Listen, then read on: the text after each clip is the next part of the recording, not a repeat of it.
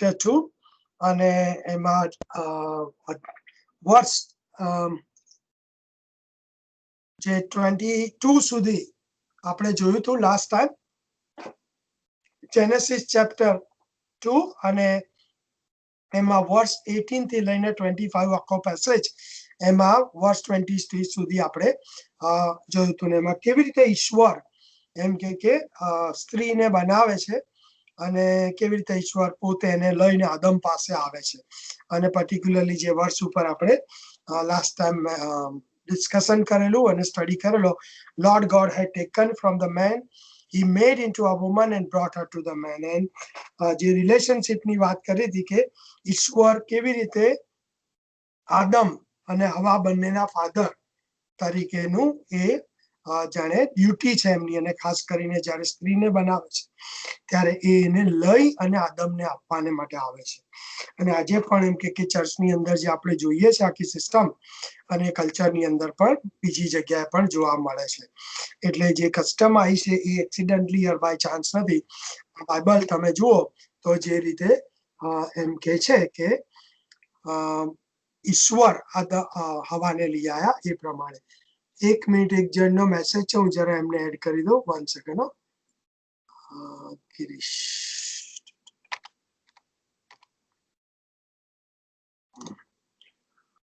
Okay. એટલે હવે મેં અગાઉ પણ એક વસ્તુ સમજાવી હતી અને ક્વિકલી જરા રિપીટ એટલા માટે કરવા માંગુ છું કે આ વર્ષના રેફરન્સમાં કે જે ટ્રાયેંગલ આપણે જોયો તો ટ્રાયેંગલ માં જે હસબન્ડ અને ઈશ્વરના રિલેશન અને વાઇફ અને હસબન્ડના relation is very very important. કારણ કે જે ટ્રાયેંગલ છે એ ટ્રાયેંગલમાં વર્ટિકલ એ જે સાઈડ આપણે જોઈએ છે એ જેટલી મજબૂત હોય એટલું એમ કે નીચેનો બેઝ એ મજબૂત હોય. અને અગેન તમે જુઓ તો આ મેરેજ કવર્નન્ટલ રિલેશનશિપમાં એ ગોડ અને હસબન્ડ અથવા તો ગોડ અને મેન, ગોડ અને વાઇફ અથવા તો ગોડ અને વુમન, એના રિલેશનશિપ એ વેરી વેરી વેરી ઇમ્પોર્ટન્ટ છે. કારણ કે જો પેલા રિલેશનશિપ નથી તો આ મેરેજ કવર્નન્ટલ રિલેશનશિપ એક રીતે નથી. એટલે વી નીડ ટુ અન્ડરસ્ટેન્ડ કે મેરેજ જે રિલેશનશિપ, મેરેજને એસ્ટાબ્લિશ કરનાર, મેરેજનું ક્રિએશન, મેરેજનું ઓરિજિન એ બધું ઈશ્વર છે. એટલે એવરીથિંગ ઇઝ ગોડ, ગોડ સેન્ટરમાં. અને અહીંયા છેલ્લે આપણે જોયું એ પ્રમાણે ઈશ્વરે માણસની જે નીડ હતી આઈડેન્ટિફાઈ કરી, માણસને ઓપોર્ચ્યુનિટી આપી અને છેવટે એમણે એ પ્રોવાઈડ કર્યું અને એ પોતેને લઈ આવ્યા. એટલે બંનેને ભેગા કર્યા. એટલે વન અહીંયા જોઈએ તો જાણે મેરેજની અંદર હસબન્ડ અને વાઇફને જો ભેગા કરનાર હોય તો ઈશ્વર છે, પણ એ હસબન્ડ અને વાઇફના, મેન અને વુમન, ઈશ્વર સાથેના relationship is very very important. કારણ કે બંનેનો જો ક્રિએટર છે તો ઈશ્વર છે. એટલે we can not actually separate ઈશ્વર સાથેના રિલેશનશિપ અને મેરેજ કવર્નન્ટ રિલેશનશિપ. કોઈ એમ કે અલેક્સભાઈ મારે મેરેજ કવર્નન્ટ રિલેશન્સમાં એન્જોય કરવા છે, પણ એમ કે ઈશ્વર સાથેના રિલેશનમાં આઈ એમ નોટ શ્યોર, તો that's not possible. Right, you can not separate that. કારણ કે જે ખરેખર મેરેજ કવર્નન્ટ રિલેશનશિપ ક્યાંથી આવ્યા તો ગોડ સાથેના રિલેશનશિપમાંથી, કારણ કે God is a creator. Okay, એટલે આટલું મારે ક્લેરિફાય કરવું હતું. ને હવે તમારામાંથી એક જણ જેનેસિસ ચેપ્ટર 2 અને વર્સ 23, 24 અને 25 3 વર્સિસ વાંચો અને બાકી બધા સાંભળે છે.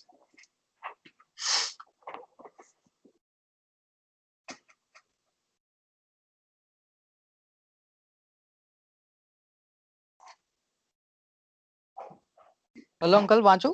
Yes, yes, go ahead. JB. Okay. The man said, "This is now bone of my bones and flesh of my flesh. She shall be called woman, for she was taken out of a man. For she was taken out of man. That is why a man leaves his father and mother and is united to his wife, and they become one flesh. Adam and his wife were both naked, and they felt no shame." Amen. Thank you. Now, ઘણા બધા theologian અને ઈશ્વરના સેવકો આને કહે છે કે it's like a first love song in the human history. અને જો હિબ્રુ લેંગ્વેજની અંદર અને તમે સ્ટડી કરો તો ઇટ્સ હિબ્રુ પોએટ્રી, અને એમાં બે પાર્ટની અંદર એમ કે આ સોંગ છે. ફર્સ્ટ પાર્ટ જે છે એમાં આપણે જોઈએ છે કે માણસનો રિસ્પોન્સ, એટલે મેરેજની અંદર રેકગ્નિશન એન્ડ ફૂલફિલમેન્ટ એ બંને જરૂરી છે. રેકગ્નિશન એન્ડ ફૂલફિલમેન્ટ એટલે અહીંયા ગાડી તમે જો પહેલો પાર્ટ જોઈએ તો પહેલા પાર્ટની અંદર માણસ જે સ્ત્રીને જોવે છે જ્યારે, રાઈટ, બાઇબલ એવું નોંધે છે કે then the man said this is at last is bone of my bones and flesh of my flesh. અને ઘણા બધા ટ્રાન્સલેશનની અંદર એમ કે શબ્દ વાપર્યો છે વાવ, રાઈટ, WOW, અને એ ખરેખર કેવી રીતે ગુજરાતીમાં કહીએ તો આશ્ચર્યનો ઉદ્ગાર જેને કહીએ ગુજરાતીમાં, અને ઇંગ્લિશની અંદર એમ કે એક્સક્લેમેશન જેને કહેવાય, પોકારી ઉઠવું, અથવા તો બહુ આનંદથી એમ કે કોઈ બાબતને જાણે રજૂ કરવી. એટલે જે જોય છે એ જોય આદમ છે એના વર્ડ્સની અંદર એક્સપ્રેસ કરે છે. એટલે it's just not some sort of like a simple sentence, પણ theologian એને એ પણ કહે છે કે it was a joyful proclamation.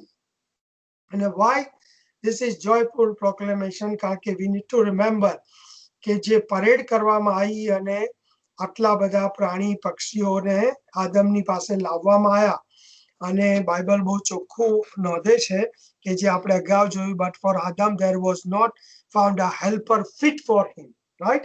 એટલે there were many sorts of some sort of provision but not absolutely 100% fit થાય એવું કોઈ હેલ્પર. અને આદમ જ્યારે એમ કે હવાને જોવે છે, એટલે વુમનને જોવે છે, ત્યારે એ પ્રોક્લેમ કરે છે જોયફુલી, એનું પ્રોક્લેમેશન છે. અને એના wording it's very very important.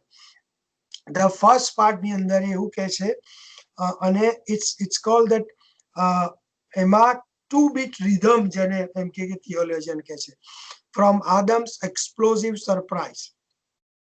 And while the second verse 3-beat rhythm gives the thought of solemnity.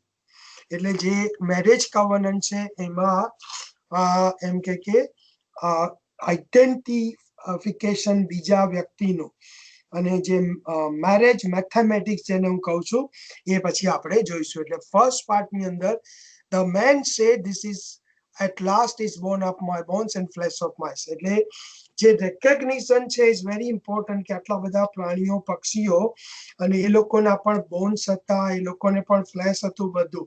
અને Adam did recognize, Adam did give them names, right? એટલે ઇન્ટેલેક્ચ્યુઅલ લેવલ ઉપર જઈ અને જે એને વિઝડમ ઈશ્વરે આપી હતી, અન્ડરસ્ટેન્ડિંગ, એમાં એ લોકોના નામ પાડ્યા. But when God actually created woman from man, and when God brought her to man, what happens here? કે જે recognition છે એ કેવી રીતનું છે? not separate recognition but it's inclusive recognition. કયા પ્રકારનું? કે એ પોતાને જોવે છે અને સામેની વ્યક્તિને જોવે છે. એ પોતાના બોન્સને જોવે છે, સામેની વ્યક્તિના જોવે છે. એ પોતાના ફ્લેશને જોવે છે, સામેની વ્યક્તિના ફ્લેશને જોવે છે, રાઈટ. અને એટલે કહે છે કે this is at last. it means કે I did એમ કે parade, I went through the exercise, I could not find anyone, but at last. It means now it's finished, now it's completed, now I'm satisfied, now I'm joyful, because આ જે વ્યક્તિને મારી પાસે લાવવામાં આવ્યું છે એ મારું બોન્સ છે એમ કે અને મારું ફ્લેશ છે. It's not a separate, right? એટલે one way it's called recognition. Second thing is a fulfillment, because they are એ બંને જણા સેપરેટ નથી એક રીતે. yes, as a person they are separate, વ્યક્તિ તરીકે બે અલગ છે, પરંતુ જ્યારે રેકગ્નિશન ને ફૂલફિલમેન્ટ જોવામાં આવે તો વેરી ક્લિયરલી એ આદમના મુખમાંથી જોવા મળે છે કે આ મારું હાડકામાંનું હાડકું ને મારું માંસમાંનું માંસ.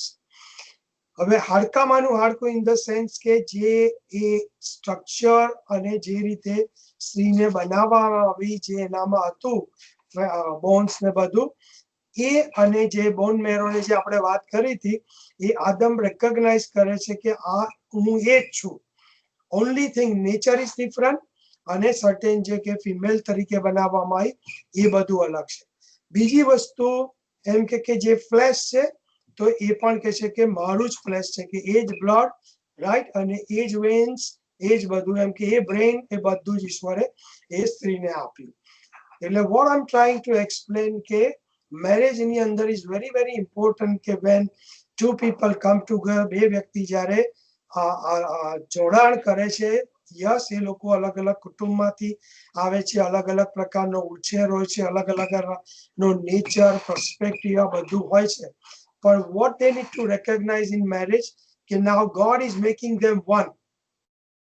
હવે યસ sin ને કારણે it's very difficult but it's possible અને એ આપણે આગળ જતા જઈશું પણ અહીંયા અત્યાર સુધી જ્યારે sin એન્ટર નથી થયું ને ફર્સ્ટ પેરેન્ટ્સ નું મેરેજ આપણે જોઈ રહ્યા છે અને એમાં ઈશ્વર બંનેને જ્યારે ભેગા કરી રહ્યા છે ત્યારે એમાં જે રેકગ્નિશન અને ફુલફિલમેન્ટ છે એ વસ્તુ આપણે શીખવાની જરૂર છે.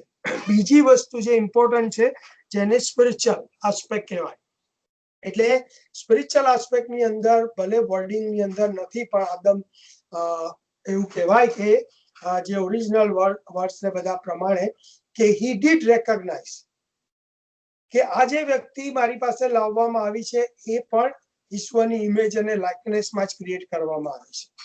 એટલે બીજા પ્રાણી પશુ પંખી કશું જ બરોબર ઈશ્વરે એમને ક્રિએટ કર્યા પણ ઓનલી આ એક જ ક્રિએશન હતું કે જેમાં બાઇબલ આપણને નોંધે છે કે God created them in his own image and after his likeness and God created them male and female. Genesis chapter 1 verse 26 and 27 બને એટલે એ કન્ટિન્યુએશન માં જોતા શીખવાનું. એટલે અગેન સ્પિરિચ્યુઅલ આઇડેન્ટિફિકેશન અને સ્પિરિચ્યુઅલ ફુલફિલમેન્ટ ફિઝિકલ રેકગ્નિશન અને ફુલફિલમેન્ટ અને this is very important કે જો આપણે મેરેજની અંદર એ આસ્પેક્ટથી નથી જોતા અને ફક્ત ફિઝિકલ એમ કે ફુલફિલમેન્ટ ને રેકગ્નિશન જોઈએ છે તો એ મેરેજ ખરેખર ઓનેસ્ટલી કહીએ તો ઈશ્વરને ગ્લોરી નથી અપાવતું. હવે એ વસ્તુ યાદ રાખવાની કે બીજા બધા પ્રાણી પંછીઓને ઈશ્વરે બનાવ્યા પણ આદમને જ્યારે ઈશ્વરે બનાવ્યું ને જેનેસિસ ચેપ્ટર 2 વર્સ 7 વેરી ક્લિયરલી જે રીતે કહે છે કે ઈશ્વર એમ કે એના નોસ્ટ્રિલની અંદર શ્વાસ ફૂંક્યો અને જે સોલ અને જે સ્પિરિટ અને જે ફ્લેશ રાઈટ એ ઈશ્વરે માણસને આપ્યું. એટલે આપણા માટે જો બીઈંગ તરીકે જોઈએ તો we are different from Beast એટલે પશુ ને બધા કરતા. યસ એ લોકોને જીવ ઈશ્વરે આપ્યો છે પણ આપણને જે એમ કે આપ્યું છે એ લોકો કરતા એ રીતે અલગ પડે છે. અને તમે જુઓ અહીંયા ગાડી તો સ્ત્રીને જ્યારે લાવવામાં આવે છે ત્યારે અગેન જે આદમ છે એને રેકગ્નાઇઝ કરે છે ત્રણ રીતે. મેં સ્પિરિચ્યુઅલ કહી દીધું બોડીલી કહી દીધું ને ધેન મેન્ટલી ઓલ્સો કારણ કે જે કનેક્શન થાય છે એનું બરોબર એ સમજે છે એને અને રેકગ્નાઇઝ કરે છે કારણ કે સેકન્ડ પાર્ટની અંદર એનું જ્યારે નામ પાડશે ત્યારે એનું અલગ નામ નથી અને બાઇબલ ભલે આપણને બીજા પ્રાણી પક્ષીઓ બધાના નામનું વર્ણન નથી કરતું કારણ કે એ જરૂરી નથી પણ આપણે જોઈએ છે કે આજે પણ જે ઓરિજિનલ હિબ્રુ શબ્દ છે ઈસ બરોબર અને ઈસી બરોબર એ બંને ખરેખર આદા અને આદામા એટલે મેન અને વુમન અને એમાં ક્યારેય આજ સુધી હ્યુમન હિસ્ટ્રીમાં ચેન્જ નથી આવ્યો. આપણી ઓરિજિનલ જોવા જઈએ તો આપણે માણસ અને પુરુષ એટલે ઈસ અને આગળ એને ઈસ સા ISHSHS એટલે હિબ્રુ વર્ડ વાપર્યો છે. મેન માટે વાપર્યો છે ઈસ અને વુમન માટે વાપર્યો છે ઈસ સા એટલે કે એ બંનેનું જે વન વે જોવા જઈએ તો 1 માંથી 2 પણ અગેન 1 + 1 = 1 જેવું. એટલે મેરેજની અંદર તમે જુઓ તો બેટર મેરેજ અથવા તો ગ્લોરી ઈશ્વરને ક્યારે મળે કે જો એ યુનિયન ત્રણ રીતે હોય તો નંબર 1 ઇમેજ અને લાઇકનેસ ગોડની એટલે સ્પિરિચ્યુઅલી. સેકન્ડ વસ્તુ મેન્ટલી એટલે ઇન્ટેલેક્ચ્યુઅલ અને ઇમોશનલ સાઇડ જેને કહેવાય, અને ત્રીજી વસ્તુ ફિઝિકલ. એટલે ત્રણ ઇઝ વેરી વેરી ઇમ્પોર્ટન્ટ. અને એક થિયોલોજિયન એને આ રીતે કહે છે, અને પછી ગુજરાતી કરીશ. A better or God glorifying marriage is one that is also a union of soul with soul. This refers to the intellectual and emotional side of a person's nature, involving the characteristic we normally associate with the functioning of the mind. એટલે it's so important કે this marriage covenant, marriage relationship અને marriage institution it's ઈશ્વર તરફથી આપવામાં આવેલું માણસને એક બહુ મોટો આશીર્વાદ છે, કે જ્યાં એ રિલેશનને નોટ ઓનલી એ લોકો ગુજરાતીમાં કહીએ કે નિભાવે છે, પરંતુ એ રિલેશનને ખરેખર એ લોકો માણે છે, એન્જોય કરે છે, અને જેમાં રિલેશન દ્વારા ઈશ્વરને એ ગ્લોરી મળે છે. એટલે માણસ અને પુરુષ માટે, અને આજના સમયની અંદર આપણે જોઈએ છે કે જે મેરેજની પરિસ્થિતિ છે એમાં મોટા ભાગે સોશિયલ કનેક્શન એટલે સામાજિક બંધનો સાથેનું, અથવા તો કલ્ચરલ એટલે જે કંઈ સંસ્કૃતિમાંથી આવતા હોય એ બહુ મોટું ભાગ ભજવતું હોય છે. અને ત્રીજી વસ્તુ કે જે મેં કીધું કે પર્સનલ નીડ, કે જેમાં એમ કે ફિઝિકલ નીડ સેટિસ્ફાય કરવામાં આવે, અને બીજું કે જે કંઈ કુટુંબની જવાબદારી હોય એ હસબન્ડ અને વાઈફ બંને પૂરી કરતા હોય છે, એકબીજાની અને એક્સટર્નલ ફેમિલીની પણ, અને એમાં પછી એ લોકોનું જીવન પૂરું થઈ જાય છે. પણ જે બિબ્લિકલ મેરેજ છે, જે બિબ્લિકલ મેરેજ કવનન્ટ છે, એ બહુ ઓછું જોવા મળે છે. અને વી થેન્ક ગોડ કે ઈશ્વરે આપણને એવી ઓપોર્ચ્યુનિટી આપી છે. એટલે જે પહેલું જે પાર્ટ મેં કીધો કે લવ સોંગનો, એનો જે ફર્સ્ટ પાર્ટ જેને કહેવાય, અને એમાં જે 2 beat rhythm જે મેં બતાવી કે આદમ્સ એક્સપ્લોઝિવ સરપ્રાઈઝ, બરાબર, એમાં કેવી સરપ્રાઈઝ હતું કે હી ડીડ રેકોગ્નાઇઝ કે કોણ એને આપવામાં આવ્યું, કોને એની પાસે લાવવામાં આવ્યું, એને જોઈને જે ફૂલફિલમેન્ટ નો અનુભવ એટલે સંતોષનો અનુભવ કર્યો, પણ ફક્ત પોતાની પર્સનલ નીડ સંતોષાય એ રીતે નહીં, પણ જે કમ્પેનિયનશીપની આપણે વાત કરી એ કમ્પેનિયનશીપ હવે એને મળશે, એ હોપ એને જોઈ એની અંદર, એ ફેથ એને જોયો એની અંદર, અને એમ કે જે ઇમેજ અને લાઇકનેસમાં એ પોતે ઈશ્વરે જે રીતે એને ક્રિએટ કરેલો એ જ રીતે એને બીજી વ્યક્તિને આટલા બધા ક્રિએશનમાં એ જોઈ, એટલે એ યુનિક હતી, બીજું કોઈ યુનિક નહોતું, આ એક જ યુનિક હતું.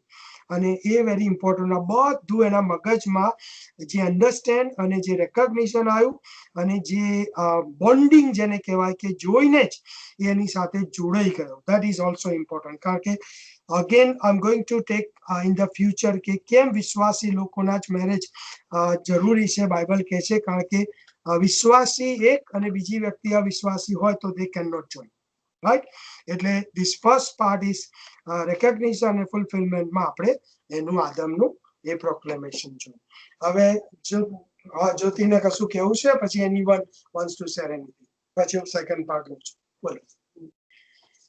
એટલે જે તમે કીધું ને એ પ્રમાણે કે આદમ છે, તો જ્યારે હવાને જુએ છે ત્યારે કે છે કે bone of my bones and flesh of my flesh, અને આપણે ખબર છે કે એના પાસળી લઈને એમાંથી એને ઉત્પન્ન કરવામાં આવી હતી, બરાબર છે. એટલે એક્ઝેક્ટલી ફિઝિકલી બધી રીતે એના જેવી હતી. હવે બીજી વસ્તુ બી છે કે જે મેન્ટલી અથવા તો ઇન્ટેલેક્ચ્યુઅલી, તો જે પણ પ્રાણીઓ અને પક્ષીઓ હતા એ લોકો ઇન્ટેલેક્ચ્યુઅલ લેવલ પર આપણી સાથે કોમ્યુનિકેટ નથી કરી શકતા, બરાબર છે. આપણને એમને જોઈને આપણને આનંદ થાય છે, એમને રમાડીએ છીએ, સંતોષ થાય છે, પણ જે ઇન્ટેલેક્ચ્યુઅલ લેવલ પરનું જે કોમ્યુનિકેશન છે એ ખાલી એક વ્યક્તિ એ બીજી વ્યક્તિ પર હ્યુમન બીઇંગ્સ જ કરી શકે છે, બરાબર છે. એટલે ઇન્ટેલેક્ચ્યુઅલી બી એના માટે ફિટ હતી એ. પછી સ્પિરિચ્યુઅલ લેવલ પર જુઓ તો this is like before sin entered into the world. એટલે એ વખતે આદમ ઈશ્વર પરનો જે એનો પ્રેમ હતો, ઈશ્વર સાથેની એની જે સંગત હતી, અને એક્ઝેક્ટલી એ પ્રેમ, એ સંગત, એ જે સ્પિરિચ્યુઅલ લેવલ પર પણ તમે જુઓ તો હવા એ એક્ઝેક્ટલી સેમ હતી. એટલે દરેક રીતે ફિઝિકલ, ઇન્ટેલેક્ચ્યુઅલ, સ્પિરિચ્યુઅલ બધી રીતે એ એની સાથે એ કોમ્પિટન્ટ બને એ રીતની એ વ્યક્તિ હતી એમ. હા, થેન્ક યુ, વેરી ગુડ. બીજા કોઈને? એનીવન? અને એક વસ્તુ તમે બોલો ત્યાં સુધીમાં હું કહી દઉં કે જે વર્ષ 20 માં છેલ્લો પાર્ટ આપણે જોયો હતો કે but for Adam there was not found a helper fit, right, fit for him. અને અહીંયા ગાડી જ્યારે જોવે છે ત્યારે એ વસ્તુ એ પ્રોક્લેમ કરે છે જોયફુલી, એમ કે આનંદ સાથે ઉદ્ગારે છે. કેમ કે એને પૂરેપૂરી રીતે એ કન્વિક્શન કે આ ફિટ છે, ફિટ ઇન ધ સેન્સ દરેક રીતે જે વસ્તુ જોતી એ સમજાઈએ, રાઈટ. અને ઓકે, બીજું કોઈ? Anyone else?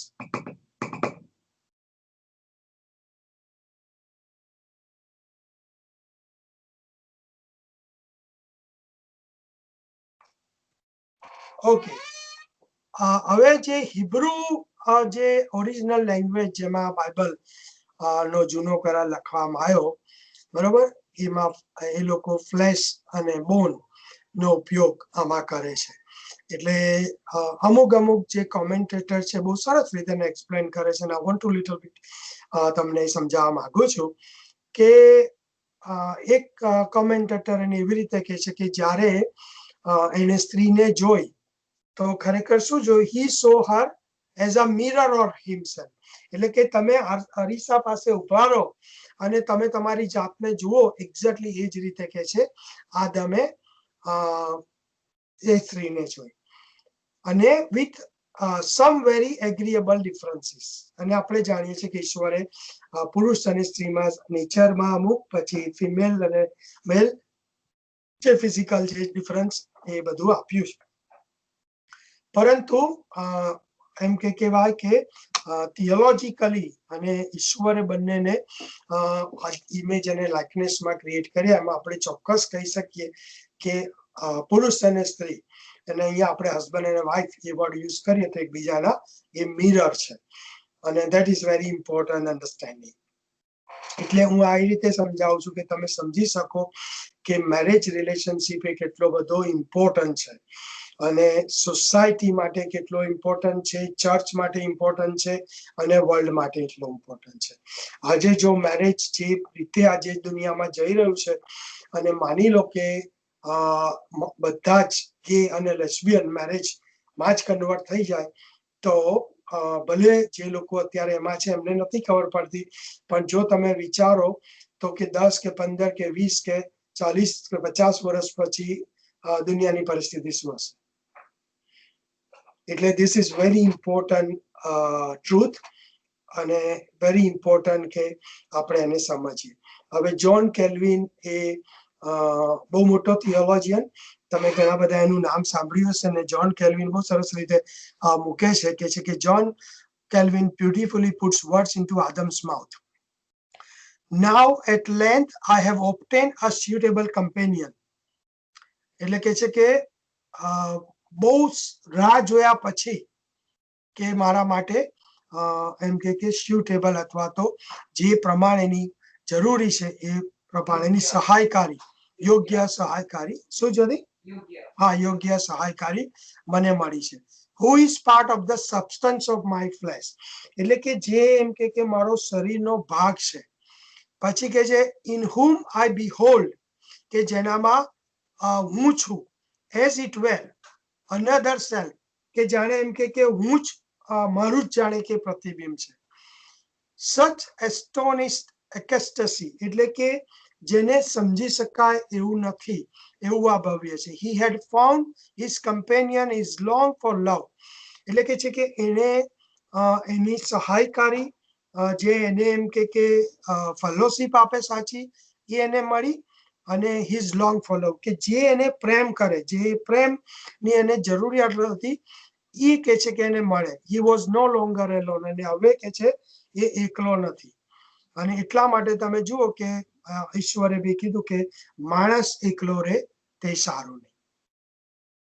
એટલે ઈશ્વરે આદમને એમ કહેવા જોઈએ કે કઈ રીતે આશીર્વાદિત કર્યો. ને એટલે એ પહેલો પાઠ જોઈએ લવ સોંગ નો આપણે ફર્સ્ટ, તો ત્યાં રેકગ્નિશન અને ફૂલફિલમેન્ટ જોવા મળે છે. અને બીજી વસ્તુ એની અંદર જે જોઈએ છે આપણે, તો મેથેમેટિક્સ જોઈએ છે. અને મેથેમેટિક્સ ની અંદર એમ કે એના શબ્દો દ્વારા જે મેં કીધું કે જાણે એનું પ્રતિબિંબ છે, જાણે એ જ છે, એનું જ હાડકું છે, એનું જ શરીર છે, આ બધું શું બતાવે છે? તો કે સામાન્ય રીતે ગણિતમાં આપણે 1 + 1 = 2, એટલે મેથ્સની અંદર 1 + 1 = 2 કરીએ છીએ, પણ અહીંયા ગાડી ઈશ્વરના મેથેમેટિક્સ ની અંદર 1 + 1 = 1 છે. અને એ વસ્તુ છે ને તમારામાંથી એક જણ બાઇબલનું છેલ્લું પુસ્તક એટલે કે માલાખી, કોઈ એક જણ કાઢો એનો બીજો અધ્યાય, બરોબર, અને એની હું જે કલમ કહું એ તમારે વાંચવાની છે. માલાખીનું પુસ્તક છે એટલે જૂના કરારનો છેલ્લું પુસ્તક, અને એનો બીજો અધ્યાય, હા, અને એની 15મી કલમ તમે વાંચો. Malachi chapter 2 verse 15.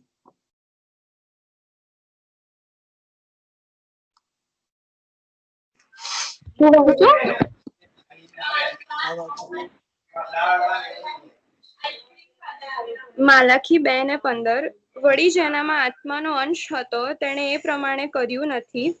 તે એક જણે શા માટે એમ કર્યું? તે ધાર્મિક સંતાનની ઈચ્છા રાખતો હતો માટે. એ માટે તમારા મન વિશે સાવધાન રહો ને કોઈ પણ પોતાની જુવાનીની પત્ની સાથે કપટથી ન વર્તો. અને બીજું કોઈ એક જણ મેથ્યુની એટલે માથીની સુવાર્તા, મેથ્યુ ચેપ્ટર 19 verse 5 to 9 વાંચો.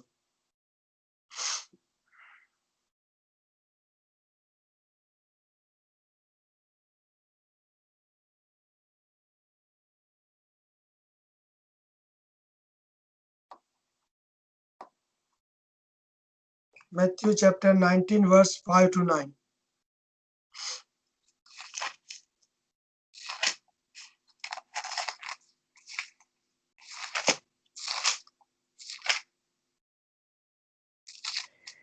Matthew chapter 19 verses 5 to 8. Sorry, 9. 5 to 9. Okay. And said, for this reason, a man will leave his father and mother and be united to his wife, and the two will become one flesh. So they are no longer two, but one flesh. Therefore, what God has joined together, let no one separate. Why then, they asked, did Moses command that a man gives his wife a certificate of divorce and send her away? Jesus replied, Moses permitted you to divorce your wives because your heart were hard, but it was not this way from the beginning. I tell you that anyone who divorces his wife, except for sexual immorality, and marries another woman, commits adultery. એટલે Jesus actually explained further, અને કે જે beginning થી હતું જે આપણે અત્યારે study કરી રહ્યા છે, એટલે મેરેજ ની અંદર જે મેથેમેટિક્સ છે એ શું છે? 1 + 1 = 1. અને આ અન્ડરસ્ટેન્ડિંગ એટલા માટે જરૂરી છે કે સામાન્ય રીતે મેરેજ કરવામાં આવે છે અને શરૂઆતમાં ઉભરો પણ હોય છે, આનંદ પણ થોડો ઘણો હોય છે, પણ because they do not understand marriage covenant, કે marriage covenant is not a contract, કે certain role and responsibility play કરી લેવાનું અને આખી જિંદગી જીવી જવાનું. અને then sometimes individually મારું ઓબ્ઝર્વેશન છે, ઘણા બધા લોકો પોતે પોતાની જાતને જસ્ટિફાય કરે છે કે I am fulfilling my duty, I am fulfilling my responsibility, I am okay, પણ એ નથી કરતા કે એ નથી કરતી. પણ they are not really looking કે who is one true God, કારણ કે ઈશ્વર માટે પણ આપણે જાણીએ છે કે એ one true God છે, રાઈટ? કેમ કે બીજો કોઈ ઈશ્વર છે જ નહીં, અને there is only one God. અને એની અંદર આપણને જે ડાયવર્સિટી જોવા મળે છે, God the father, God the સન અને ગોડ ધ હોલી સ્પિરિટ. એટલે જે આ યુનિટી જે અહીંયા જોવા મળે છે, જે વન, એ ખરેખર બહુ જરૂરી છે સમજવી. અને એ કયા પર્સપેક્ટિવથી અને કયા કોન્ટેક્સ્ટની અંદર. જો આપણે ખાલી એમ કે અર્થલી કોન્ટેક્સ્ટની અંદર અને હ્યુમન પર્સપેક્ટિવથી સમજવાનો પ્રયત્ન કરીએ છીએ, તો વી નેવર વુડ અન્ડરસ્ટેન્ડ. કારણ કે આપણી પાસે ખરેખર જોવા જઈએ તો યુનિટી હોતી જ નથી.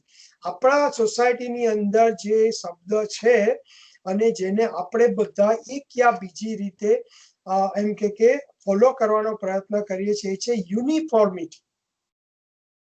યુનિફોર્મિટીની અંદર કોમન ગોલ માટે આપણે મળીએ છીએ. પછી તો એ કોમન ગોલને પૂરો કરવા માટે દરેક જણ પ્રયત્ન કરે છે. અને જ્યારે અમુક બાબતો બને ત્યારે ડિવિઝન આવી જાય છે, because they never had unity from the beginning.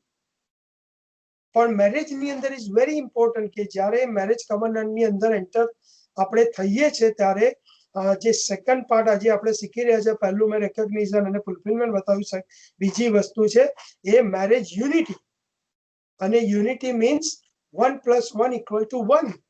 અને એ ત્યારે જ આવે કે જ્યારે આપણે ઈશ્વરની યુનિટીને સમજીએ કે ઈશ્વરની યુનિટી શું છે. God the father, God the son and God the Holi spirit, they are completely one, even though they are 3 person. અને આપણે હ્યુમન હિસ્ટ્રીમાં અને આપણા પોતાના જીવનમાં, આપણા સાલ્વેશનમાં એમનું કામ આપણે જોઈએ છે કે ગોડ ધ ફાધર એ આપણને ઇલેક્ટ કરે છે, બાઇબલ કહે છે બહુ વેરી ક્લિયરલી, બરાબર. God the son who justify us, જે આપણને ન્યાય ઠરાવે છે. અને ગોડ ધ હોલી સ્પિરિટ કે જે પવિત્ર આત્મા આપણને નવો જન્મ આપે છે અને આપણું પવિત્રકરણ કરે છે. પણ ત્રણનું કામ ઇક્વલી ઇમ્પોર્ટન્ટ ને ઇક્વલી જોડે જ છે.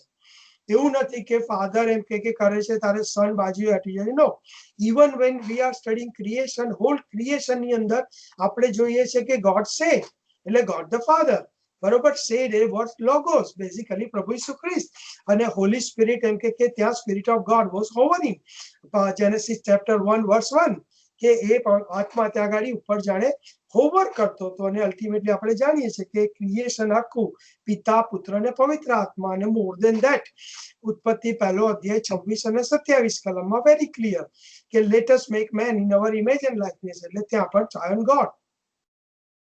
એટલે ધીસ ઇઝ સો ઇમ્પોર્ટન્ટ કે જો મારે ને તમારે મેરેજને ખરેખર માણવું છે, મારે એ જ હેવનલી જોય જોઈએ છે અને ઈશ્વરને મહિમા અપાવવો છે, તો એ ગોડ અથવા તો મેરેજ મેથ્સ મારે એપ્લાય કરવું પડે, નોટ આ દુનિયાનું મેથેમેટિક્સ કે તું તારું કર, હું મારું કરીશ, તું તારી ફરજ પૂરી કર, હું મારી કરીશ, તને જેમ લાગે એમ તારું જીવન તું કર, મને લાગશે એવું કરીશ, મારે જે કરવું છે હું કરીશ, મારું આમાં કશું નહીં, બરોબર.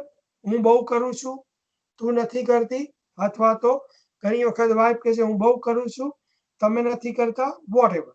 But again and again same story.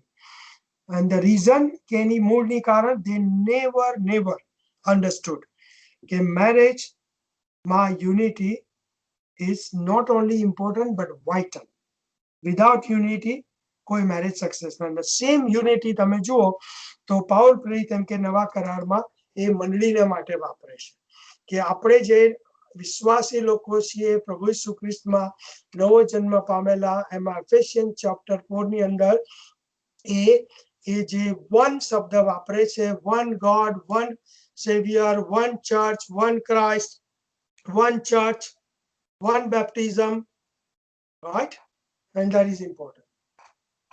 એટલે બોલો. અચ્છા, yes. અચ્છા, ઓકે. એટલે this is very important. Now we are હવે હું સેકન્ડ પાર્ટ લઉં છું. એટલે આજે યુનિટીની વાત કરી ને, યસ, કે ફાધર, સન અને હોલી સ્પિરિટ, અને એમાં જે ક્રિએશનનું એક એક્ઝામ્પલ આપ્યું કે ઈશ્વર, પછી હોલી સ્પિરિટ એ ત્યાં હતા, અને જે વર્ડ બોલ્યા અને વર્ડ થી કે છે ઉત્પન્ન થયું. અને જોન ચેપ્ટર 1 પ્રમાણે word is Jesus Christ himself, through him everything was created. અને એટલે ત્રણ વ્યક્તિઓ હતા, ત્રણ અલગ અલગ રીતે ભાગ ભજવી રહ્યા હતા ત્યાં, પણ એમની વચ્ચે સંપૂર્ણ યુનિટી હતી. કઈ રીતે? તો એ લોકોને ખ્યાલ હતો કે એક્ઝેક્ટલી એ લોકો શું કરી રહ્યા છે. અને જે પૃથ્વીને ઉત્પન્ન કરી રહ્યા હતા એ પૃથ્વી કઈ રીતની હશે એના વિશે ત્રણની વચ્ચે પૂરેપૂરી મનમેળ હતો. ઘણી વખત કેવું થાય છે આપણી યુનિટીની અંદર કે આપણે કોઈ અમુક ગોલ માટે સાથે મળીને જતા હોય છે, પણ આપણી વચ્ચે મનમેળ નથી હોતો. આપણને થાય કે ના, આના બદલે થોડુંક આવું હોત તો સારું, પણ પછી આપણે કોમ્પ્રોમાઇઝ કરી લઈએ છીએ કે કઈ નહીં, ચાલ જવા દે ને, આવું એટલે પણ અહીંયા ફાધર, સન અને હોલી સ્પિરિટની વચ્ચે સહેજ પણ એક અંશ પણ એ કોમ્પ્રોમાઇઝ નતો, પણ કમ્પ્લીટ યુનિટી હતી. અને એ જ રીતે હસબન્ડ અને વાઇફની વચ્ચે પણ જે છે એ રીતે કમ્પ્લીટ યુનિટી હોવી જોઈએ. હવે સીન એન્ટર થયું ને આપણે બધા સિનફુલ નેચરમાં છીએ એટલે એટલું પરફેક્ટનેસ આપણે નથી શું કહેવાય એક્સરસાઇઝ કરી શકતા આપણી અર્થલી મેરેજ લાઈફમાં. પણ જેમ જેમ આપણે પ્રભુમાં ગ્રો થઈએ છીએ, ઈશ્વરને ઓળખીએ છીએ, એમ આપણે એની તરફ આગળ વધીએ છીએ એમ. એટલે એ કમ્પ્લીટ એ યુનિટી હોવી જોઈએ કે બંને એકબીજા સાથે જે પણ કરે એગ્રી હોવા જોઈએ એમ કમ્પ્લીટલી.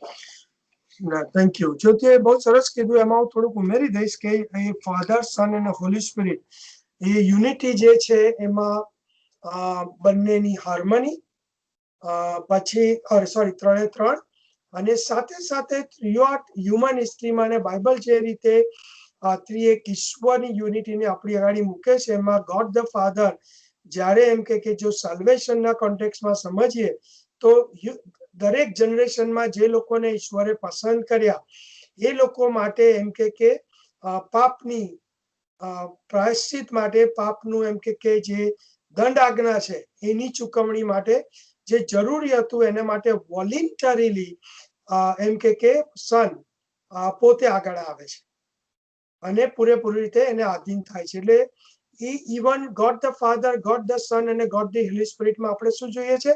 સબમિશન જોઈએ છે.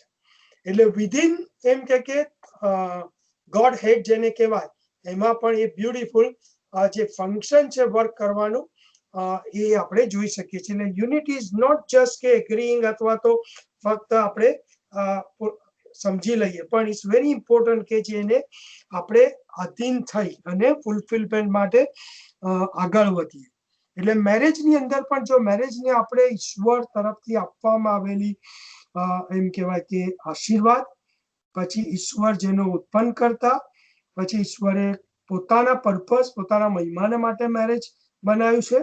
અને મેરેજની અંદર જો પુરુષ અને સ્ત્રી એ વસ્તુ અન્ડરસ્ટેન્ડિંગ સાથે એન્ટર થાય અને કન્ટિન્યુઅલી નવા કરારના લોકો તરીકે એમ કહેવાય કે પોતાનો નકાર કરતા જાય અને પ્રભુને એમ કે આધીન થતા જાય તો એ મેરેજની અંદર એ યુનિટી 100% એ લોકો અનુભવી શકે છે. Good, okay. એની ક્વેશ્ચન હું થર્ડ પાર્ટમાં જવું એ પહેલા કોઈને કશું શેર કરવું હોય તો આઈ થિંક ઇટ્સ ગુડ કે તમે લોકો થોડું શેર કરો, બરાબર? કોઈને કશું શેર કરવું હોય, કોઈને કશી ક્વેશ્ચન હોય, પ્લીઝ. કઈ ખબર ના પડી હોય પ્લીઝ. અને તમે બોલશો તો અમને આનંદ થશે.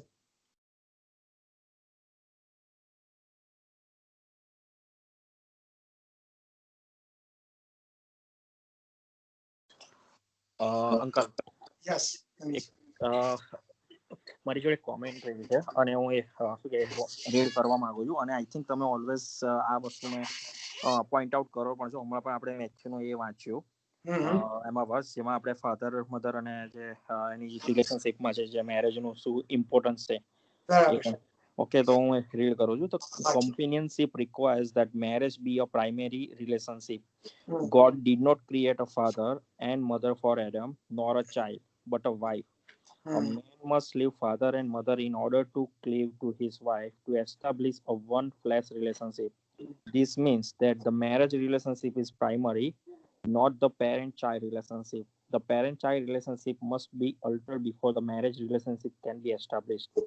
The cord must be cut. This doesn't mean abandoning parents or cutting off contact with them, but it does mean that a person needs enough emotional maturity to break away from dependence upon his parents to enter marriage, and parents need to raise their children with a view to releasing them.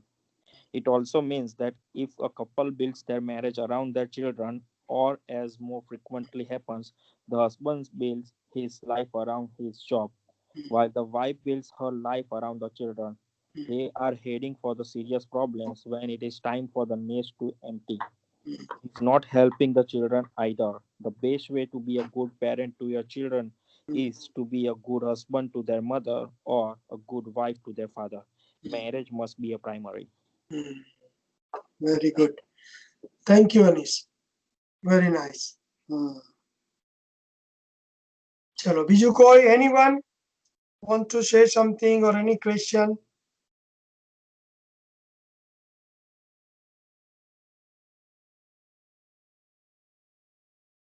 Okay, હવે જે second part જે આપણે આ love song નો છે અને Hebrew poetry જેને કહીએ છે, તો એમાં કે છે she shall be called woman because she was taken out of man. અને એ જે વર્ડ યુઝ કરવામાં આવ્યા છે એ પણ વેરી વેરી ઇમ્પોર્ટન્ટ છે, કારણ કે the sense of being made for each other is further reflected in this word play, involving the terms man and woman. In Hebrew, these are respectively is and issa. As a result of this special affiliation, એવું કહેવાય કે ultimately પછી જે next part છે એ એના result રૂપે છે. એટલે જો આ વસ્તુ ના હોય તો નેક્સ્ટ પાર્ટ પણ ના હોય. અને એટલા માટે તમે જુઓ તો મેરેજની અંદર એમ કે જે બંનેની આઈડેન્ટિટી છે, નાવ ફર્સ્ટ વી રેકગ્નિશન ફુલફિલમેન્ટ જોયું, સેકન્ડ મેરેજ મેચ જોયું, ને ત્રીજું કે individual identity in marriage. Individual identity in marriage એટલે વ્યક્તિગત ઓળખ મેરેજ કરારની અંદર, રાઈટ? અને એની અંદર નર અને નારી, એટલે એટલા માટે જરૂરી છે કે જ્યારે આ નર અને નારી શબ્દ વાપર્યો ત્યાં ખરેખર એક શું કહેવાય કે બંનેની આઈડેન્ટિટી જે બાઇબલ દ્વારા આપણી આગળ મૂકવામાં આવી એ જાણે એકબીજાને રિફ્લેક્ટ કરે છે. બંને એક રીતે અલગ છે પણ બંને એક રીતે જાણે એક જ છે. હવે જે સીન પછીની જે પરિસ્થિતિ છે એને ખાસ એ જે મેરેજ આપણે ઘણા બધા હાર્ડ મેરેજ આપણે જોઈએ છે અને પ્રોબ્લેમો બધા સાંભળીએ છે, એમાં આ એક ઇસ્યુ પર બહુ મોટો છે. કેમ કે પુરુષ અને સ્ત્રી મેરેજ તો કરે છે અને મેરેજ પહેલા ઘણો ઉત્સાહ પણ હોય છે, અને કદાચ મેરેજ પહેલા એ લોકો પ્રેમમાં બી પડ્યા હોય તો પણ એમ કે મેરેજ જ્યારે કરે છે, somehow મારું ઓબ્ઝર્વેશન એવું છે કે એમની પોતાની જે આઈડેન્ટિટી જે છે એ લોકો નથી છોડી શકતા. હવે એ આઈડેન્ટિટીનું કારણ એ પણ કહી દઉં કે જે કુટુંબ હોય છે એ કુટુંબમાં જે ઉછેર થયો હોય છે એ દરેક કુટુંબનું અલગ અલગ કલ્ચર હોય છે. દરેક કુટુંબમાં ઘણી સારી અને ઘણી એવું કહેવાય કે બિબ્લિકલી સાચું ના એ બાબતો પણ હોય છે. પછી જે વ્યક્તિના નેચર છે, કોઈ વ્યક્તિના નેચર સરખા નથી હોતા. એટલે દરેક વ્યક્તિ એમ કે અલગ અલગ નેચર ધરાવતી હોય છે, અને પાપને કારણે શું છે કે બાઇબલ બહુ ચોખ્ખું કહે છે, ને એ આપણે અહીંયા થોડુંક સમજવાની જરૂર છે કે ગીતશાસ્ત્ર 51માં દાઉદ કહે છે કે મારી માએ પાપમાં ગર્ભ ધર્યો, રાઈટ? કે my mother conceived me with a sinful nature અથવા in sin, right? હવે એ ખરેખર શું છે તો કહે છે કે એની મધરે કોઈ વ્યભિચાર કે ખોટું કર્યું નહોતું, પણ ડેવિડ રેકગ્નાઇઝ કે જે પાપ એનાથી થતા થઈ ગયા ભૂલો, એ જે સિનફુલ નેચર હતો એનું રિઝલ્ટ હતું. અને એ જ વસ્તુ રોમિયોને પત્રેલા રોમન્સ ચેપ્ટર 7 ની અંદર પોલ પણ સમજાવે છે કે આપણે ફ્લેશ અને સ્પિરિટ. અને ગલાતી એટલે ગેલેશિયન ચેપ્ટર 5માં પણ ફ્લેશના કામ એ બતાવે છે. પ્રભુ ઈસુ ખ્રિસ્ત ગોસ્પેલની અંદર હૃદયમાંથી નીકળે છે, જે વટાળે છે એ બધું બતાવે છે, એ બધું ફ્લેશ છે. અને બીજું જે આપણું લાઈફ છે ને એને સ્પિરિચ્યુઅલ કહો અથવા તો સ્પિરિટફુલ જેને કહેવાય.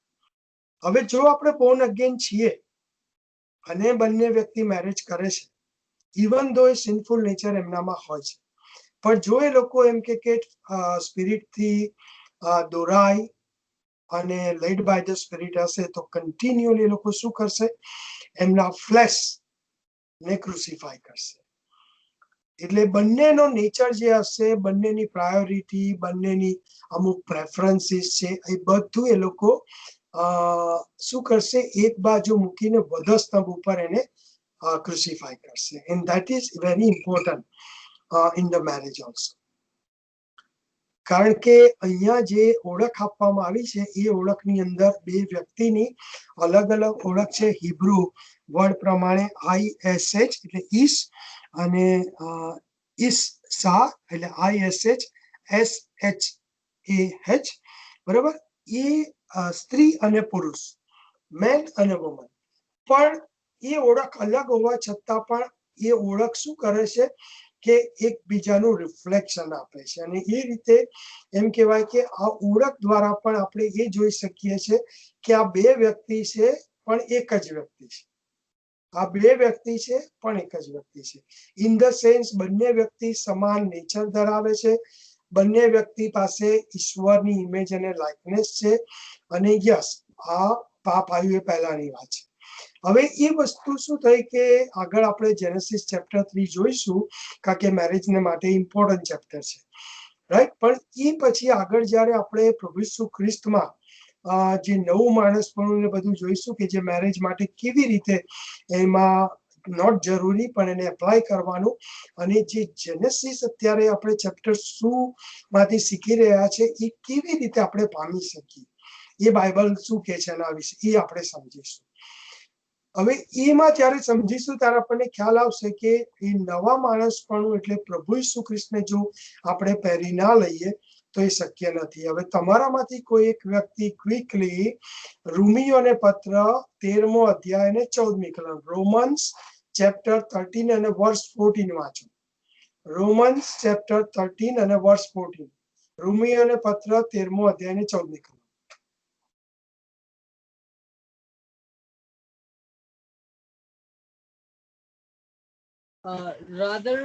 Rather clothe yourselves with the Lord Jesus Christ, and do not think about how to gratify the desires of the flesh. Yes, એટલે સામાન્ય રીતે મેરેજની અંદર જે કન્ફ્લિક્ટ, કન્ફ્રન્ટેશન, એનું રૂટ જો જોઈએ તો એ ફ્લેશ છે. ઇટ ડઝ નોટ મીન કે આપણા ઓપિનિયન ના હોય, આપણી વચ્ચે ડિફરન્સ ના હોય, પરંતુ ડિફરન્સની સાથે આપણે એમ કે જોડાયેલા છે, ઈશ્વરે જોડેલા છે, ઈશ્વરે એક કરેલા છે. અને જો એ તરફ જોઈએ છે ને we are part of one body, husband and wife તરીકે, અને આપણે ઈશ્વર સાથે વર્ટિકલી એટલે ઊભા જોડાયેલા છે અને હોરિઝોન્ટલી ઈશ્વરે આપણને જોડ્યા. તો એ વસ્તુને જો આપણે પ્રાધાન્ય આપીએ, પ્રથમ સ્થાન આપીએ, તો એ ડિફરન્સીસની વચ્ચે પણ આપણે એ યુનિટીને એન્જોય કરી શકીએ છીએ. અને એ જે ટ્રુ આઈડેન્ટિટી છે ક્રાઇસ્ટની અંદર એ આપણે માનીએ છીએ.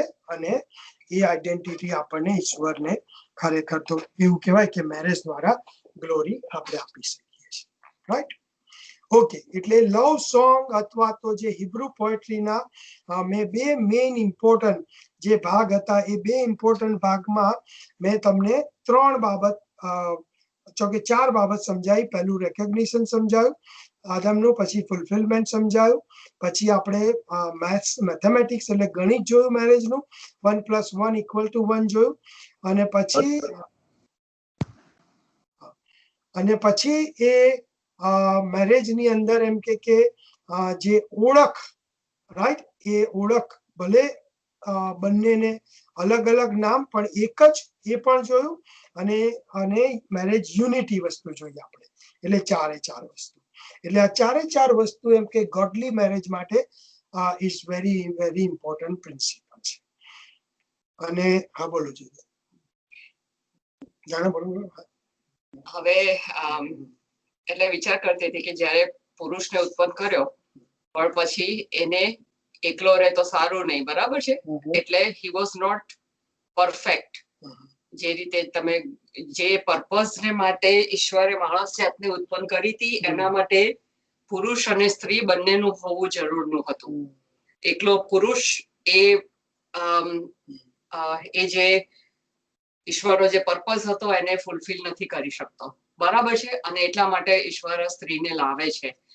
અને એ પછી બંને એટલે together they are one, right. અને જે મેઇન ગોલ શું છે, તો ઈશ્વરના પર્પસને ફૂલફિલ કરવાનો છે. અને અત્યારે લગ્નમાં આપણે જોઈએ તો જે સીન એન્ટર થયું એને લીધે એ પ્રકારની જે યુનિટી છે જે બિફોર સીન હતું એ મેન્ટેન કરવી ડિફિકલ્ટ છે.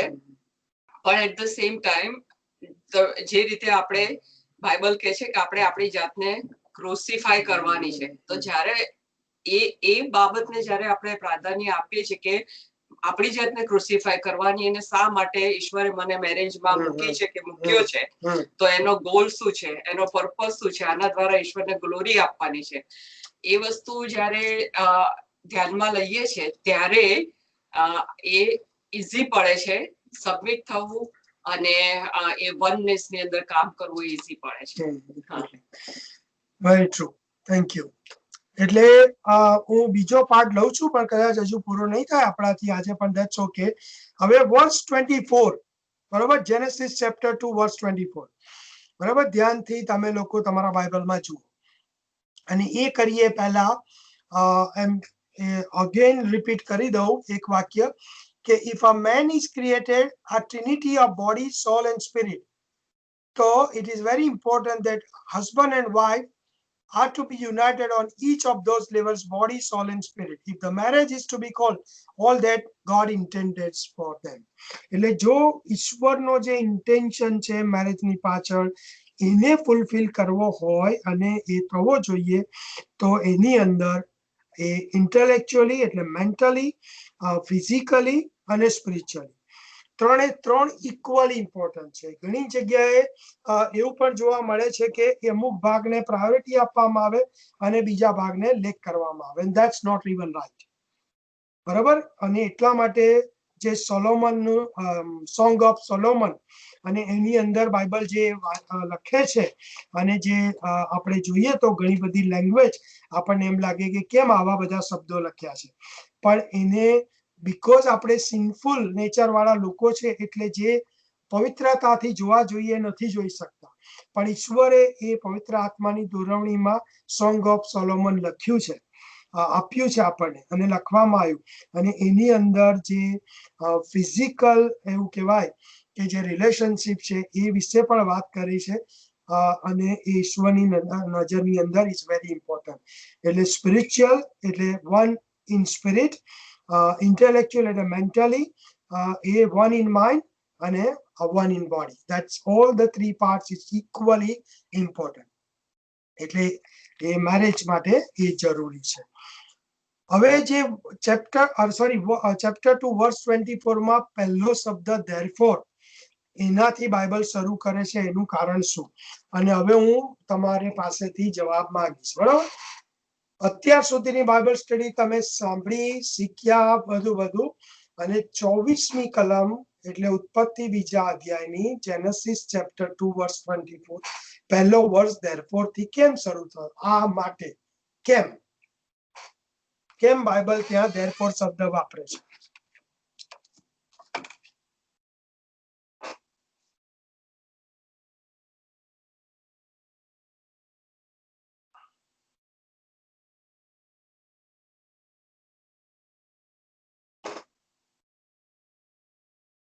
What do you think?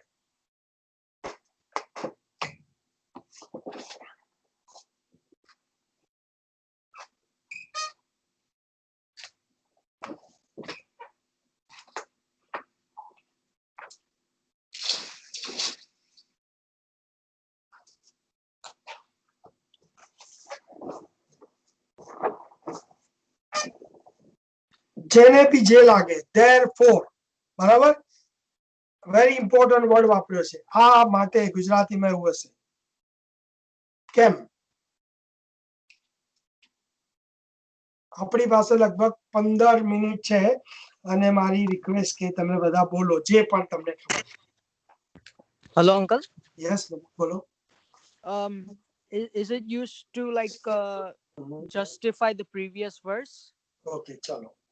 Okay, justify previous word, good. જે બી લાગે બોલો, ગુડ.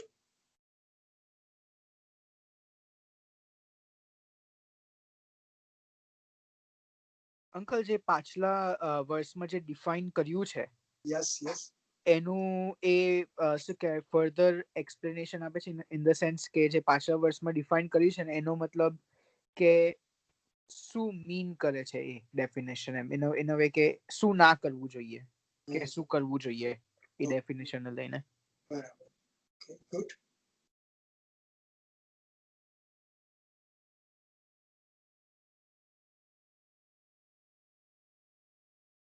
ચલો બીજું કોઈ? અને બધા બોલી શકે છે, એવું નહીં કે અમુક જણા જ બોલે.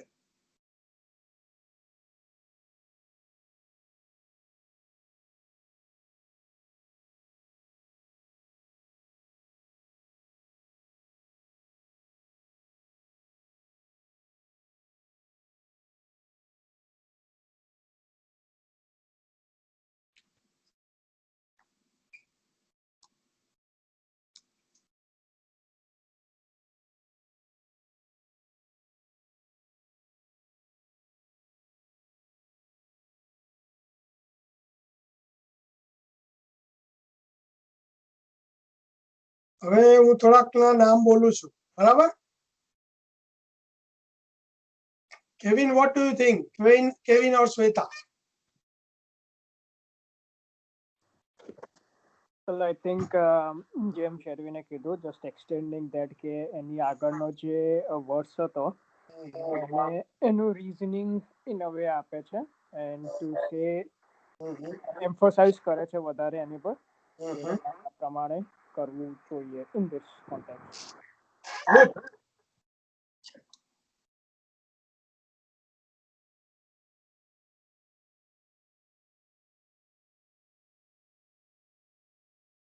Supriya, what do you think? Priya?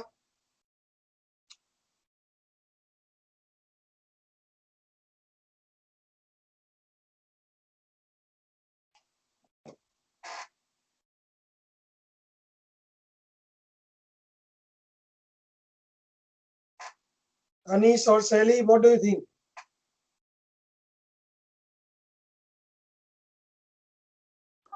હા એટલે એ એકચ્યુઅલી અંકલ એ રીઝન તો આપે છે બટ એ એકચ્યુઅલી મેરેજનું જે ઇમ્પોર્ટન્સ જે છે મેરેજનો જે ટ્રુ મિનિંગ જે છે એ એક્સપ્લેન કરવા માંગે છે કે જ્યારે તમે મેરેજ જ્યારે કરો છો તે ખાલી શું કે વર્લ્ડલી કે એક રિચ્યુઅલ્સ કે તમારું ફિઝિકલ નીડ માટે નથી બટ એક તમારી ઈશ્વર તરફથી જે કોવેનન્ટ છે એ છે તમારું કમ્પેનિયનશિપ તમને પ્રૂવ પાડે છે જોડે જોડે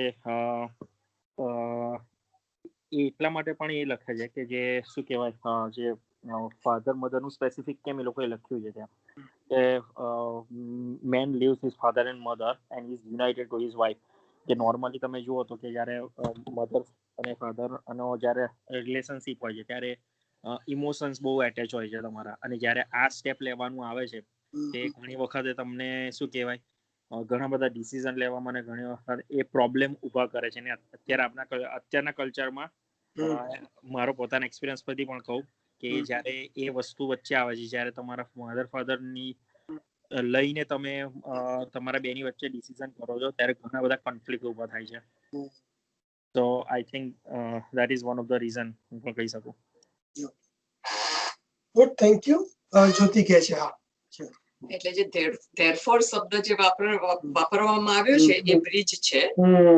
આગળનો જે કહ્યું અને આગળ શું કીધું તો આગળ કીધું કે ઈશ્વરે પુરુષને ઉત્પન્ન કર્યો પછી પુરુષ એકલો રે સારું નથી પછી એની પાસે દરેક જાતના પ્રાણીઓ પક્ષીઓ લાવવામાં આવ્યા પણ એમાંથી એને સહાયકારી નથી મળતી પછી ઈશ્વર પોતે એની પાસળી લઈને સહાયકારી બનાવે છે અને એની પાસે લાવે છે અને આદમ એ કમ્પ્લીટલી ઈશ્વરે જે એને પ્રોવાઈડ કર્યું હતું એ એક્સેપ્ટ કરે છે એગ્રી થાય છે અને એની અંદર એ રિજોઇસ કરે છે એટલે આ જે આખું બન્યું ધેરફોર એટલે જે પણ ઈશ્વરે કર્યું એ પૂરેપૂરું પરફેક્ટ છે અને એટલા માટે પછી ધેરફોર આગળની બધી કલમ. યસ, વાત સાચી. ઓકે, હવે લેટ મી એક્સપ્લેન. બરાબર, આપણી પાસે જે સમય છે એની અંદર. ઓકે, હવે ધેરફોર શબ્દ તમે જુઓ તો યસ બધું જે પાસ્ટમાં જે થયું એની સાથે ઇટ્સ લાઈક અ બ્રિજ એટલે ઈશ્વરે એમ કે મેરેજને ઉત્પન્ન કર્યું ઈશ્વરે મેરેજને એસ્ટાબ્લિશ કર્યું, ઈશ્વરે મેરેજની અંદર બે વ્યક્તિઓને ભેગા કર્યા, ઈશ્વરે મેરેજની અંદર બે વ્યક્તિઓ જે છે એને ઇમેજ અને લાઇકનેસમાં ઉત્પન્ન કર્યા, અને ઈશ્વરે એમ કે એ મેરેજનું હવે પૂરેપૂરું સ્થાપન કરી દીધું. અને એ મેરેજની અંદર ઈશ્વરે બંને વ્યક્તિઓની જે ઓળખ છે એ પણ એ લોકોએ પોતે આપી. હવે એ વ્યક્તિઓની રિસ્પોન્સિબિલિટી છે.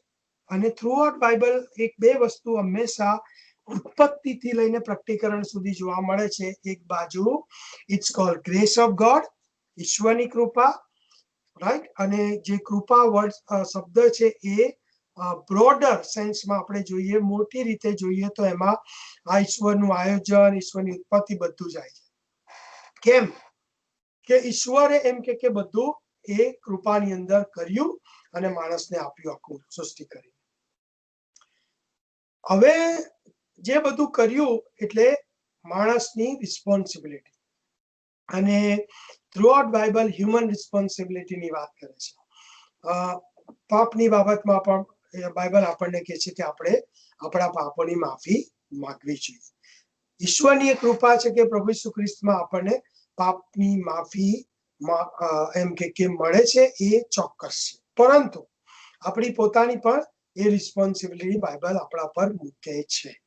એટલે જો એ આદમ અને હવા ઈશ્વર હવે જે વસ્તુ કહે છે કરવાની ના કરે, તો જે ખરેખર જે ઇન્ટેન્શન સાથે ઈશ્વરે મેરેજને ઊભું કર્યું એ એમનો હેતુ ખરેખર પરિપૂર્ણ થાય નહીં, અથવા તો એની અંદર જે કહેવાય કે બાધા આવે, અથવા તો બીજી રીતે શું કહેવાય કે એક રીતે ઘણા બધા ઇશ્યુઝ ઉભા થાય. અને એટલા માટે બાઇબલ એક નાનો શબ્દ ધેરફોર, આ માટે કે આ જે બધું કરવામાં આવ્યું છે ઈશ્વરની યોજનામાં ઈશ્વરે કર્યું અને છેવટે ઈશ્વરના મહિમા, પરંતુ એને માટે ઈશ્વરે જે બે પાત્રને મૂક્યા એ પાત્રોની હવે it's like a calling, responsibility, અને એની અંદર ખરેખર ઓબિડિયન્સની જરૂર છે. અને તમે જોશો કે જે પાપ થયું ઉત્પત્તિ 3 અધ્યાયમાં, ત્યાં આપણે એ જ વસ્તુ જોઈશું કે કેવી રીતે જે ઓર્ડર ઈશ્વરે એમ કે ઇવન મેરેજમાં મૂક્યો કે આદમને બનાવ્યો, બરાબર, પછી ઈશ્વરે સ્ત્રીને બનાવી, રાઈટ, અને જે આઈડેન્ટિટી મૂકી તો એની અંદર પણ તમે જુઓ તો પુરુષ, સ્ત્રી અને બાકી બધું પછી આવે, રાઈટ. હવે એ ઓર્ડર ત્યાં આગળ આપણને એ ઉત્પત્તિ 3 અધ્યાયમાં ચેન્જ થતો જોવા મળશે, અને એને લીધે જ કેટલું ડિઝાસ્ટર. એટલે this is not just simple, પણ એમ કે જો તમે ઈશ્વરની આજ્ઞામાં રહેશો તો જે બ્લેસિંગ છે, અને કયું બ્લેસિંગ તો કે જે 24મી કલમમાં છેલ્લા ભાગમાં કે છે they shall become one flesh. અને અગેન મેં કીધું ને, હિબ્રુ વર્ડ જ્યારે ઇંગ્લિશ ટ્રાન્સલેશન ફ્લેશ કરવામાં આવ્યું છે, it's not only the blood અને બોન્સ ને એવું, રાઈટ, પણ ઇટ્સ કમ્પ્લીટ વનનેસ. એટલે કે તો એ વસ્તુ શક્ય બનશે. એટલે અગેન તમે જુઓ તો marriage covenant one way it's called like a conditional covenant, right. It is a conditional covenant. કેવી રીતે કે જેમાં હસબન્ડ અને વાઇફે એ કન્ડિશનને ફૂલફિલ કરવાની છે. હવે મેન શબ્દ વાપર્યો છે, પણ જે હિબ્રુ લેંગ્વેજ પ્રમાણે એની અંદર બંને જણા આવી જાય, રાઈટ. કારણ કે ઘણી વખત આને જે રીતે મિસ અન્ડરસ્ટુડ અથવા તો મિસ રિપ્રેઝન્ટ પણ કરવામાં આવ્યો કે ભાઈ એ તો ખાલી પુરુષ માટે લખ્યું છે, એટલે એમ કે એને મા બાપને છોડી દેવાના, પણ સ્ત્રીએ કશું નહીં, અને સ્ત્રીએ તો એના પોતાના મા બાપની બધી ફરજો પૂરી કરવાની. That's not right. What is basically અહીંયા આગળ જોવા મળે છે, one is called living અને બીજું ક્લીવિંગ. આ બંને વર્ડ વેરી વેરી ઇમ્પોર્ટન્ટ છે. અને એમાં જે his father and his mother એટલે પેરેન્ટ્સ નું એ આપ્યું છે. હવે કેમ ઈશ્વરે આજ્ઞા આપી, તો એનું કારણ છે કે જે રીતે બાળક જ્યારે જન્મે છે ત્યારે એ માતાની ડ્યુટીની સાથે જોડાયેલું હોય છે, રાઈટ. એ નાળ જેને કહેવાય. હવે જ્યારે ડોક્ટર એમ કે માતાના પેટમાંથી એટલે ગર્ભમાંથી એમ કે બાળક બહાર આવે છે, અને જે નાળ સાથે જોડાયેલું હોય એ નાળને કાપી ના નાખે તો શું થાય, માની લો કે ડોક્ટર એ નાળને નથી કાપતું તો એ બાળકની પરિસ્થિતિ શું થાય?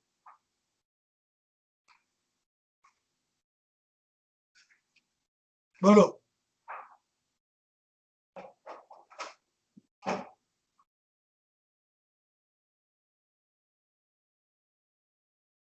બોલો. મરી જાય, એક્ઝેક્ટલી મરી જાય. Very good. એટલે ઇટ્સ વેરી વેરી ઇમ્પોર્ટન્ટ કે એ નાળને કાપવામાં આવે. હા બોલો. એટલે જ્યારે માતાના ગર્ભમાં હોય છે ત્યાં સુધી એ અલગ રીતે સર્વાઈવ થતું હોય છે, પણ જ્યારે બાળક એ બહાર આવે છે, જન્મ લે છે પૃથ્વી પર, પછી એને સર્વાઈવ થવા માટે એને અલગ એના ફેફસા અને બધું કામ કરવું જોઈએ. હવે જો એ નાળ સાથે જોડાયેલું હોય છે તો એ ફંક્શન નથી કરી શકતું, અને એટલા માટે સર્વાઈવ થવા માટે એ નાળને કાપી નાખવામાં આવે છે. Very good, thank you. Okay, હવે માતાના ગર્ભની અંદર બાળક જ્યારે હોય છે ત્યારે એમાં એ સુરક્ષિત હોય છે. બીજી વસ્તુ તમે એમાં ઇમ્પોર્ટન્ટ આપણે એ છે કે એ જે માનું જે શરીર છે ને એમાંનું એક અંગ હોય છે, રાઈટ?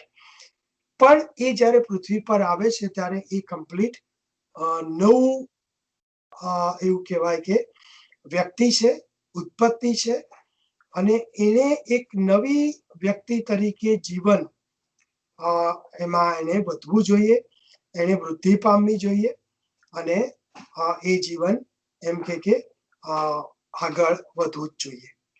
પરંતુ જો એ નાળ નથી કાપવામાં આવતી તો થોડો સમય એ જીવન જીવાય છે અને પછી મરી જાય. ધેટ્સ એક્ઝેક્ટલી અહીંયા બાઇબલ એ મિનિંગ માંગે છે કે એક કુટુંબમાં એમ કે વ્યક્તિઓ જન્મે છે, એક છોકરો હોય, બીજા કુટુંબમાં છોકરી જન્મી હોય છે, બંને જણ એક વ્યક્તિ તરીકે ત્યાં મોટા થાય છે. પરંતુ જે રીતે માતાની સાથે એમ કે પેલું બાળક નાળથી જોડાયેલું હોય છે, એ જ રીતે આ બંને છોકરો અને છોકરી એ કુટુંબ સાથે જોડાયેલા હોય છે.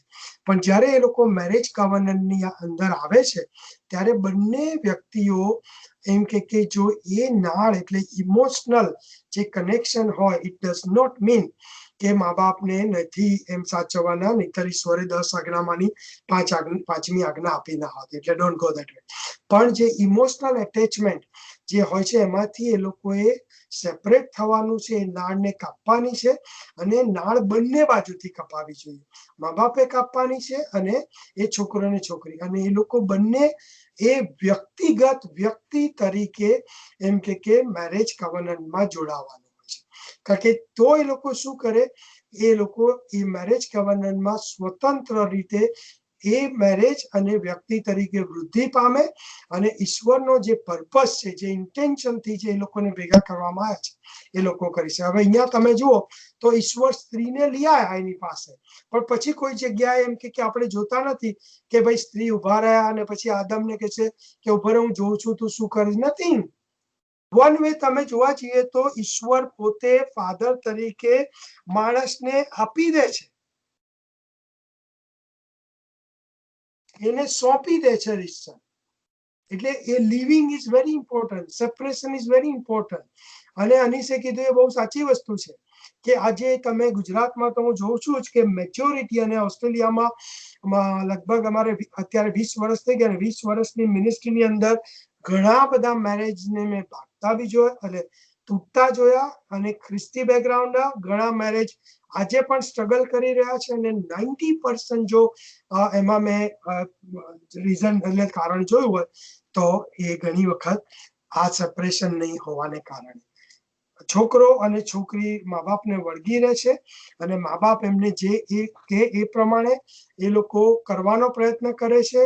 મા બાપનો કંટ્રોલ હોય છે, એ લોકો ઇન્ડિપેન્ડન્ટ હોતા નથી, અને મા બાપને લીધે લોકો ઝઘડે છે, અને એ મેરેજ ખરેખર જોવા જઈએ તો ડિઝાસ્ટર, રાઈટ? એટલે આ પાર્ટ જે છે આપણે એમાં લિવિંગ એન્ડ ક્લિવિંગ, અને એમાં ત્રીજો પોઈન્ટ આવશે કે without leaving and cleaving there is no unity. અને લાસ્ટ જોઈશું આપણે purity and holiness in the marriage, right? Next time.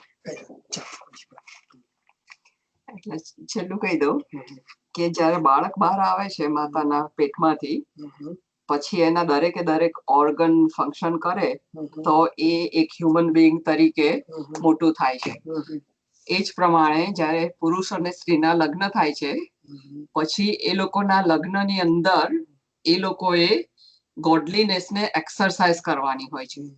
એટલે અલગ અલગ જે આસ્પેક્ટ્સ હોય છે એને એ લોકોએ એક્સરસાઇઝ કરવાના હોય છે કે જેથી કરીને એ મેરેજ છે એ ઈશ્વરને ગ્લોરી આપે. બરાબર છે. હા, એટલે જ્યાં સુધી એ લોકો ત્યાંથી કટ ઓફ નથી થતા પેલી બાજુના જોડાણમાંથી ત્યાં સુધી સાથે મળીને એ લોકો વન બનીને એને એક્સરસાઇઝ કરીને ઈશ્વરને ગ્લોરી નથી આપી શકતા. કે they are driven by human beings, not by God. Okay Sherwin, હવે તને પાછું સોંપી દઉં, રાઈટ, ક્લોઝિંગ પ્રેયર માટે. અને અગેન ફરીથી પૂછી લઉં કે વીક દરમિયાન કોઈ ક્વેશ્ચન હોય તો દર વખતે શરૂઆતમાં હું સમય આપીશ. Please feel free to ask. Okay,